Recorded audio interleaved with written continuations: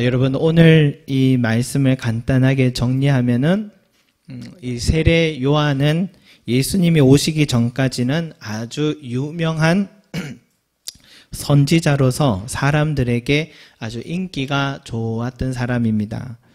그러나 유일하게 당시에 정치인들 또 종교 지도자들, 군인들, 로마 군인들을 향해서 정말 용기 있게 신랄한 비판을 할 줄 아는 그런 참 용맹한 사람이었습니다.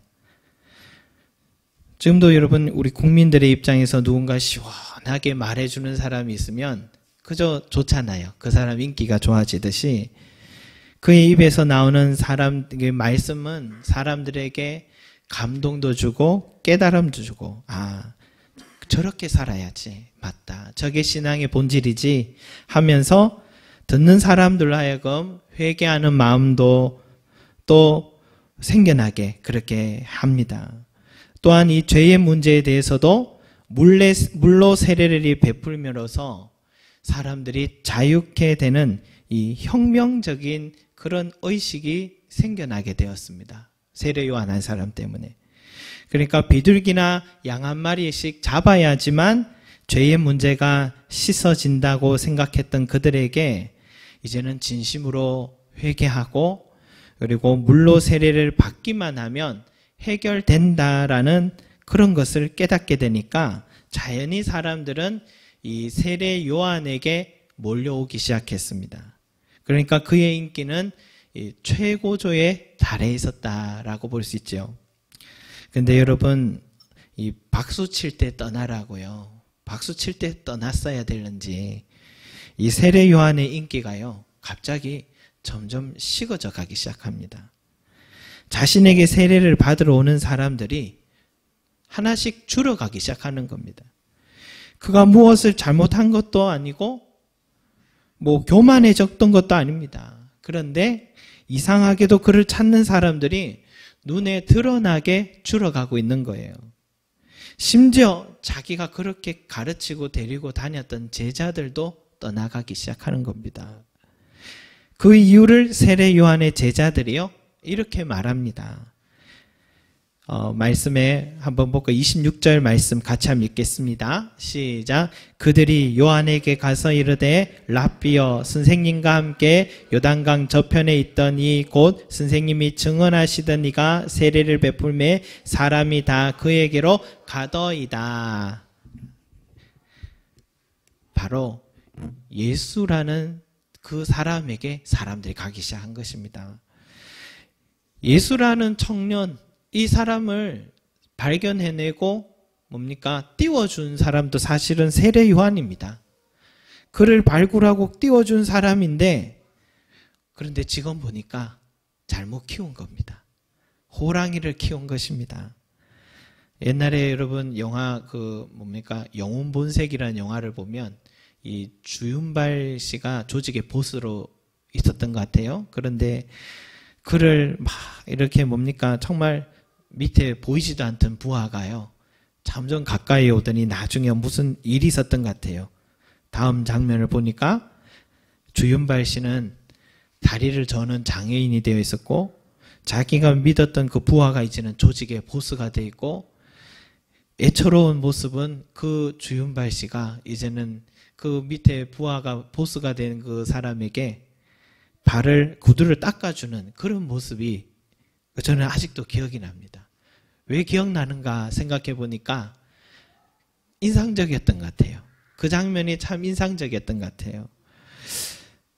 왜 인상적이었나 생각해 보니까 아주 20년 넘었던 그 영화인데도 아직도 기억나는 이유가 사람은 누구나 참기 어려운 것은 자기 자리를 빼앗기는 아픔이죠. 이 아픔은 그리고 믿었던 사람들에게 이 배신을 당하는 이 아픔 이것 때문에 저는 그 영화가 아직도 그 부분만 기억났던 게 아닌가 하는 생각이 들었습니다. 아주 인상적으로 보였던 모습이었는가 봐요. 여러분 세례 요한 그 사람도요 사람이기 때문에 자신이 믿었던 사람들이 하나 둘 떠날 때 자신의 자리가 서서히 작아지고 빼앗기고 있다는 걸 느낄 때 이 찾아오는 견디기 힘든 감정은 사람이어서 분명히 있지 않았을까 생각됩니다.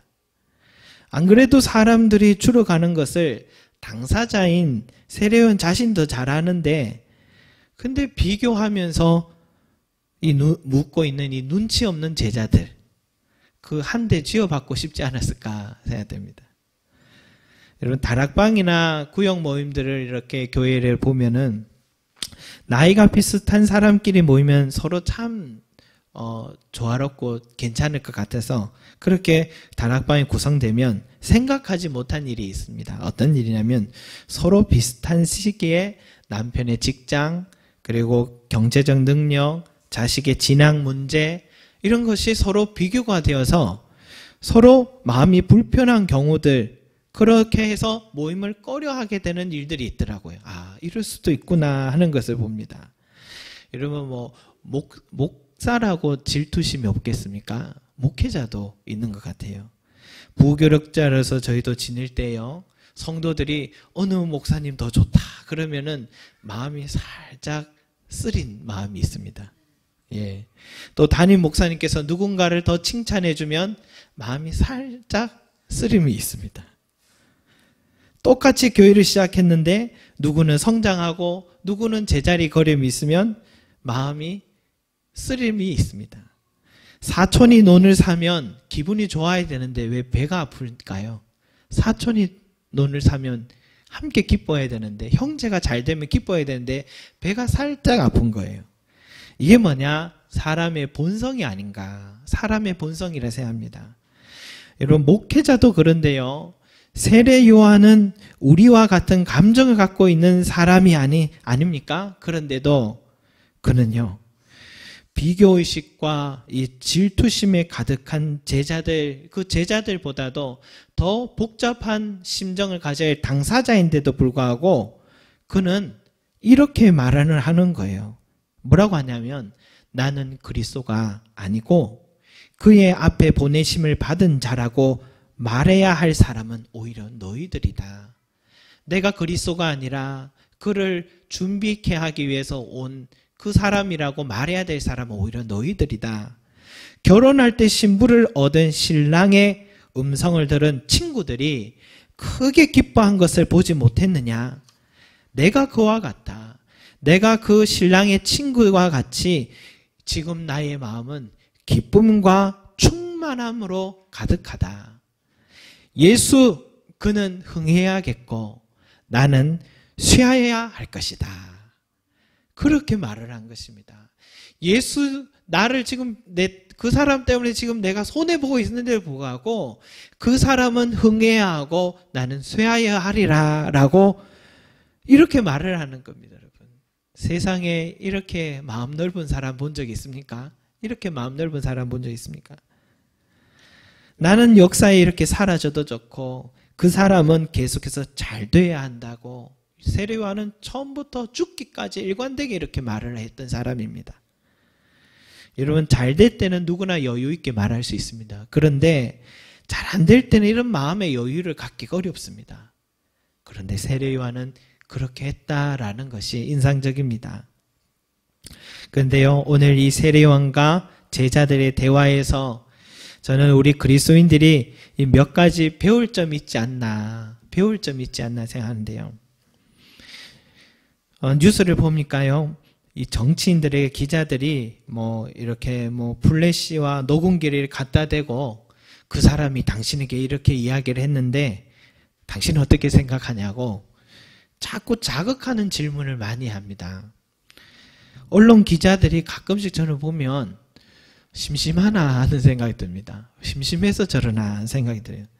좋은 기사도 많이 찾을 게 많은데 왜 그렇게 쓸데없는 말을 전달하고 심기를 건들고, 그런 말 듣고 기분 좋을 사람 아무도 없는데도 불구하고, 그래서 서로 면전에 보지도 않고 말한 적도 없는데 나중에는 등 돌리게 돼버리는 그런 일들을 우리는 가만히 보고 있습니다. 그런 일이 너무 많아서요.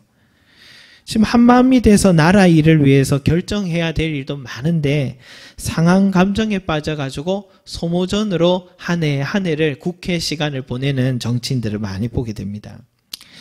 여러분, 우리가 교회 생활을 할 때도요, 항상 주의해야 될 게 뭘까 보니까, 이 칭찬은 전하면 좋은 것 같아요. 칭찬은 전하면 좋습니다. 그런데 그 집사님이 당신에게 이렇게 말하더라고요.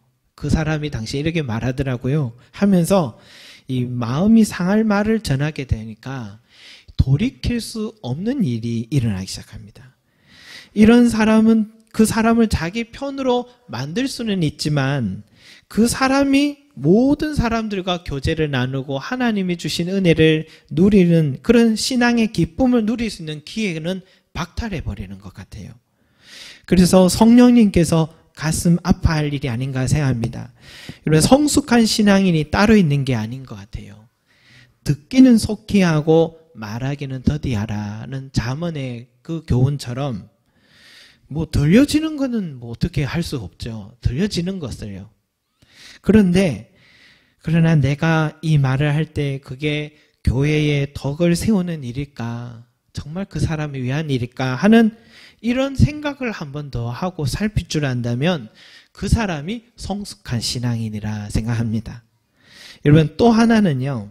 살다 보면 이런 말 저런 말 오고 갑니다. 듣습니다. 하기도 하고요.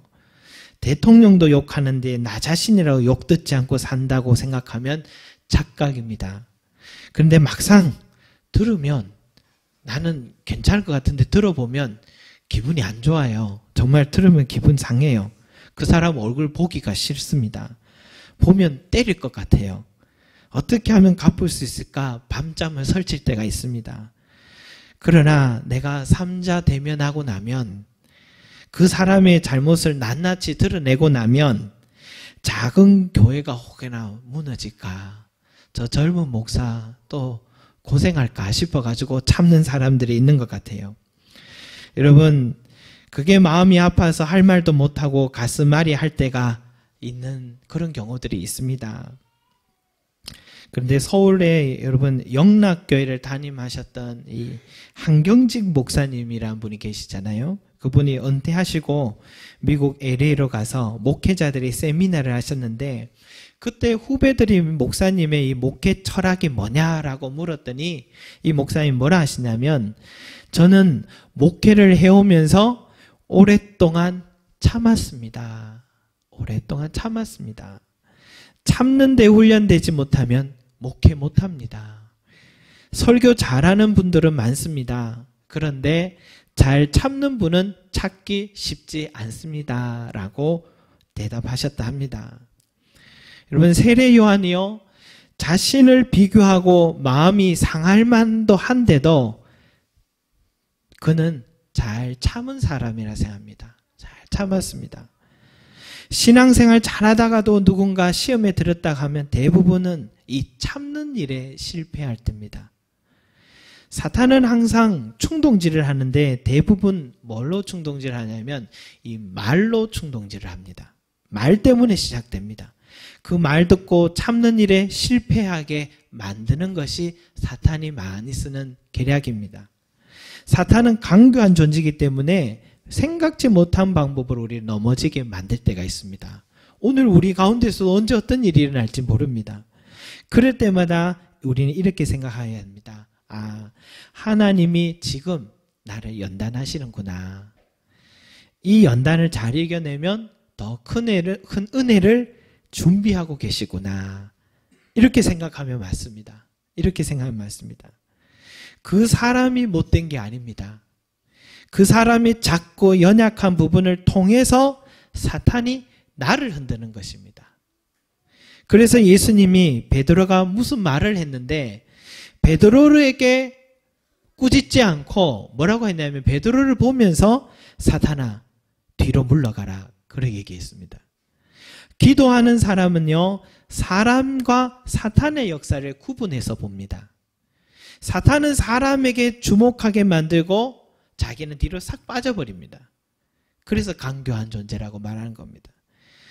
오늘 이 세례 요한이요, 기도하는 자였기 때문에 저는 구분해서 보았다 생각합니다. 자신과 비슷한 또 다른 사람이 자기의 영역을 빼앗아가고 자신의 마음을 아프게 한다고 생각하지 않고 이 일이 하나님의 일이다라는 것을 분별해서 보았습니다. 제자들은 예수님을 랍비 정도로만 생각했지만 세례 요한은 예수님을 하나님의 아들로서 구분해서 보았던 것입니다. 이게 중요한데요. 그 일이 또 그의 말이 지금 사람의 일인지 아니면 영적인 일인지 구분해서 볼 줄 아는 눈이 세례 요한에게 있었던 것입니다. 사람들이 나를 비방하고 나를 공격할 때, 지금 하나님은 나를 저 사람을 통해서 깨닫게 하시는 지금 뜻이 있구나. 내 마음을 갑자기 저 사람이 그런 사람이 아닌데 나에게 그런 상황 일어날 일이 아닌데 갑자기 나에게 다가오는 그런 말과 그런 상황이 있으면 지금 하나님이 내가 모르고 있는 나의 연약함, 죄를 깨닫게 하시는 게 있구나. 이때는 그 사람과 그 일을 향해 달려갈 게 아니라 하나님 앞에 나와서 회개해야 될 일인 것입니다. 내가 나도 모르게 회개할 부분이 있는지 돌아보면 그 사람이 지혜로운 사람이 되는 것입니다. 아니면 여러분 아무리 생각해도 나는 잘못한 기억이 지금 없는데 왜 저 사람이 나를 아프게 할까? 그때는 하나님이 나를 지금 훈련시키고 더 연단하고 강하게 훈련시키셔서 더 큰 은혜의 자리에 서게 하시려는 것이구나. 이 순간을 피하지 말고 기쁘고 감사함으로 잘 인내하면 되겠구나. 이렇게 생각하시면 됩니다. 그렇게 생각하고 이 순간을 이길 힘을 주시라고 주님 앞에 달려와서 기도하면 됩니다. 그러면 그 말과 그 일이 사람의 일인지 하나님의 일인지 우리는 분별할 수 있는 눈을 뜨게 되는 것입니다. 이게 영안을 뜬다라는 것입니다. 세례 요한이요 쉽게 비교의식과 질투심에 빠져서 하나님의 일을 그르치지 않았던 것. 왜냐하면 세례 요한은 마음만 먹으면 얼마든지 그 예수를 이단이라고 해버려도 됩니다. 얼마든지 자기 세력을 만들어서 이길 수도 있습니다. 그런데도 불구하고 이 하나님의 일을 그르치지 않았던 것은 그에게 영적인 분별력이 있었기 때문이다. 여러분 세례 요한과 같이 우리 또한 항상 영적으로 깨어서 하나님의 일인지 사람의 일인지 사탄의 일인지 구분하고 분별할 수 있는 눈을 뜨는 저와 여러분 되시길 바랍니다. 네.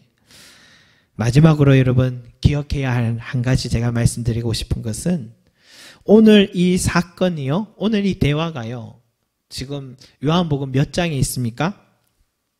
3장에 있습니다. 이 3장에는 지금 누구와 누구의 만남의 이야기입니까? 예수님과 니고데모의 대화의 장면입니다. 그런데 왜 니고데모와 예수님과 대화하고 있는 이 순간에 왜 갑자기 난데없이 지금 이 세례 요한 이야기가 여기 쑥 들어가 있는가? 우리는 이럴 때에 이 요한복음을 쓴 이 요한의 의도를 한번 생각해 볼 필요가 있습니다. 분명히 이 두 이야기는 다른 이야기인데도 불구하고 함께 있다면 무엇인가 연관성이 여기 있지 않겠나 한번 생각해 볼 필요가 있습니다. 여러분 예수님과 니고데모와의 대화의 핵심이 뭡니까? 대화의 핵심 거듭남입니다. 예, 여러분들도 정확하게 아시네요. 거듭남이 예수님과 니고데모와의 대화의 핵심입니다. 새 사람 되는 것입니다. 그런데 누가 거듭날 수 있다고 했습니까? 성령님이라 했습니다. 위로부터 오는 성령의 능력만이 우리를 새롭게 할 수 있다. 위로부터 오는 성령의 능력만이 우리를 새롭게 할 수 있다라고 주님은 분명히 말씀하셨습니다. 그러면 지금 예수님의 세례와 세례 요한의 세례가 지금 서로 비교의식 속에 있으면서 한편으로 속상할 이 사건이 왜 여기 있느냐? 그것은 요한의 세례와 예수님의 세례에는 차이가 있기 때문입니다. 요한 스스로가 누가복음 3장 16절에 이런 말을 한 적이 있는데 세례 요한이 스스로 이런 말을 했습니다. 나는 물로 세례를 베풀거니와 예수님은 성령과 불로 너희에게 세례를 베풀 것이다. 이런 차이가 있다는 것입니다.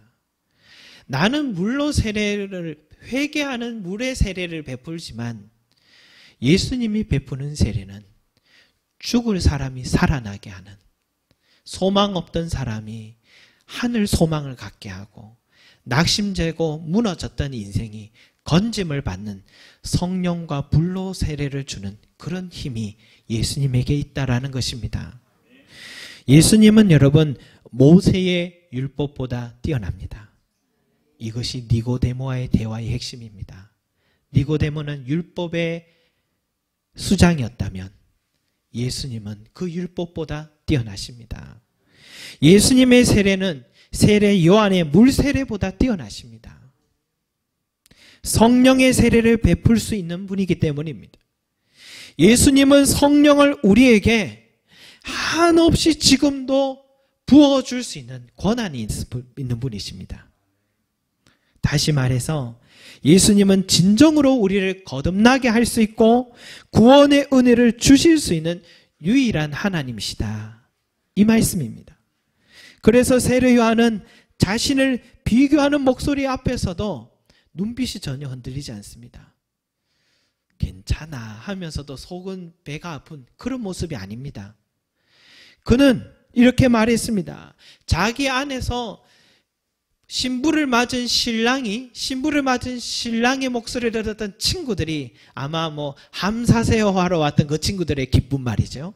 그들과 같이 너무 그 큰 기쁨이 내 안에서 흘러나왔던 그 기쁨이 배앓이 했던 그 기쁨이 아니, 그 마음이 아니라 내 안에서는 기쁨이 절로 흘러나왔던 그 기쁨. 그러면서 하는 말이 그는 흥하여야 하고 나는 쇠하여야 하리라는 이 말. 한치도 겸손하고 마음 넓은 사람처럼 말한 게 아니라 너무나도 당연하고 진실한 이야기로서 그는 예수님이 높여지는 것을 가장 크게 기뻐했던 사람입니다. 그는 그 이유를 알고 있었고 믿었기 때문입니다. 저도 존경했던 한 목사님이 늘 부르셨던 찬양을, 그 가사를 저는 보면 늘 좋았어요. 그게 뭐냐면 그 이름 비길 때가 어디 있나, 잴 수도 없고 셀 수도 없는 귀하신 이름, 놀라우신 이름, 참되신 이름 우리 주 예수. 비탄에 빠진 가련한 영혼이 슬픔의 안개 걷어치우고 즐거이 새 생명 새 힘을 얻어 쓰라린 상처 아물었도다. 이 세상 모든 것이 없어져도 그 이름 오늘 더욱 빛나리. 내일도 영원토록 증거되며 찬란한 빛을 더욱 발하리. 주 예수 이름 내가 생각할 때 내 마음속 기쁨 넘치네. 우리의 소망 구원 되신 주 그 이름 비길 때 어디 있나. 여러분, 예수 그 이름이 흥해야 하는 이유는 비탄에 빠진 가련한 영혼들이 예수의 이름을 듣게 되면 슬픔의 안개를 걷어치우게 되고 쓰라린 상처가 아물게 되고 새 힘과 새 생명을 얻게 되기 때문입니다. 왜 그 이름이 흥해야 하냐면 오랜 신앙생활을 해왔다는 저와 여러분들도 낙심과 염려와 근심이 우리의 마음을 짓누르고 우리의 눈을 가리게 할 때에, 그때에 예수의 이름을 내 마음속에 깊이 묵상하고 생각하면, 그러면 내 마음 한 곳에서 낙심의 영은 떠나가고 소망과 기쁨이 흘러나오기 때문입니다. 그래, 나 혼자가 아니었지. 내가 왜 가장 좋은 친구 예수를 잊어버렸던가. 이걸 깨닫게 되고 다시 담대하게 세상을 향해서 달려가게 되는 힘, 바로 예수의 이름에서 흘러나오기 때문입니다. 그러니 세례 요한은 신부를 얻은 신랑의 음성을 들을 때 기뻐했던 친구들처럼 이제는 예수의 이름이 나는 사라지고 예수의 이름이 점점 더 전파되고 많은 사람들을 살리는 그런 시대가 열릴 것이라는 그 감격에 그는 크게 기뻐했던 것 같습니다. 저와 여러분들도요, 이 예수의 이름이 가진 능력을 체험하시기 바랍니다. 우리가 몰라서 못한 것입니다. 못 전한 것입니다. 이번에 바자를 해보니까 그렇지 않았습니까? 이 옷이 사실은 상당히 비싼 옷인데도 사람들이 그 가치를 모르니까 안 사요. 가치를 모르니까 안 사는 거예요. 그런데 그 본래 가치가 얼마라고 얘기해 주니까 이제 쓱 눈을 돌리고 사는 거예요. 여러분 마찬가지입니다. 몰라서 그렇습니다. 우리가 예수의 이름의 가치를, 그 능력을, 그 영광을 우리가 잘 몰라서 그렇습니다. 그런데 우리가 정확하게 알기 시작하면 우리는 늘 그 예수의 이름을 전하지 않으면 안 되고 그 이름의 능력을 의지하지 않으면 안 되는 그런 삶으로 우리도 바뀌게 될 것입니다. 사랑하는 여러분, 예수의 이름이 항상 드러나고 전파되고 높여지는 일에 기뻐하는 저와 여러분 되시기 바랍니다. 그 이름만이 우리의 삶을 구원할 수 있고 또 그 이름만이 내 사랑하는 사람들을 살려낼 수 있습니다. 다른 이름은 없습니다. 그러니까 여러분, 우리 신앙생활 하다가 내 이름 좀 안 알려줘도 괜찮습니다. 저희 이름이 안 알려줘도 괜찮습니다.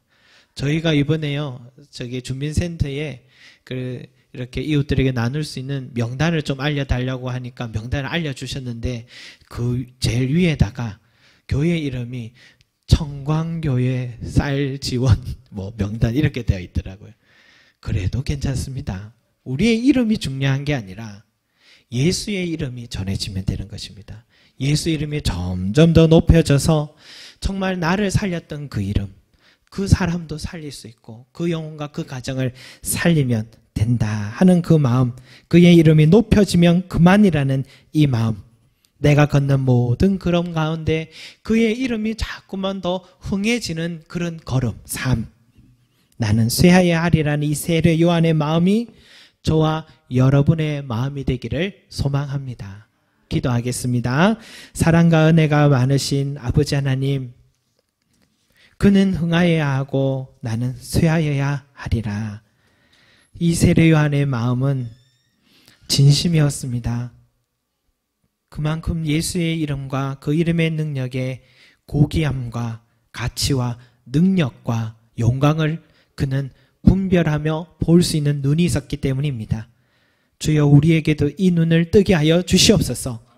우리에게 이 분별할 수 있는 눈을 뜨게 하여 주셔서 살아가면서 비교의식과 또 자존심과 그리고 많은 아버지 하나님 질투와 이런 문제로 인하여 내 인생을 허비하는 세월을, 허송세월을 보내지 말게 하여 주시고, 예수의 이름이 드러나는 일이라면 두 팔, 두 손 다 걷고 달려갈 줄 아는 그런 우리의 눈이 되게 하여 주시고, 주의 이름이 드러나는 그곳에 내가 있는 것이 감사한 일이요, 그 이름만이 많은 영혼을 살릴 수 있으며 그 이름만이 많은 하나님의 일을 감당할 수 있다는 것을 알고 믿음으로 달려갈 수 있는 우리가 되게 해주시기 원합니다. 그러나 아버지 하나님, 우리가 먼저 그 가치를 깨닫기를 원합니다. 오늘 이 자리에 있는 한 사람 한 사람, 주여, 예수님도 그 제자들에게 그 이름의 가치를 3년 동안 가르쳤을 때에 그 12제자가 놀라운 일을 하였던 것처럼 오늘 이 자리에 있는 우리 한 사람 한 사람이 예수의 이름의 능력을 먼저 체험하는 자들 되게 해주시기 원합니다. 아버지 하나님이여, 만나 주시옵소서. 예수 이름의 능력이 우리 성도들의 삶 가운데 일어날 수 있게 도와주십시오. 병든 자가 낫게 하여 주시고 문제들 해결함 받게 하여 주시고, 기도하는 모든 성원들이 주여 엎드려 기도할 때마다 예수의 이름의 능력을 체험하는 삶이 되게 하여 주셔서 내가 만난 예수 전하게 해주시기 원합니다. 저 목사가 전하는 그 예수 말고, 성경책에서 말하는 예수 말고, 내가 만난 예수님을 주여 내 삶에서 만나게 해주시고 체험하게 하여 주셔서 그 이름을 전하지 않으면 안 되는 뜨거운 가슴이 우리 가운데 일어나게 해주셔서 세례 요한보다도 주의 사도들보다도 더 아버지 하나님 이 복음 증가하는 일에 앞장서는 우리의 삶이 될 수 있도록 은혜 내려 주시길 원합니다. 만나 주시옵소서. 감사드리며 예수 그리스도 이름으로 기도드립니다. 아멘.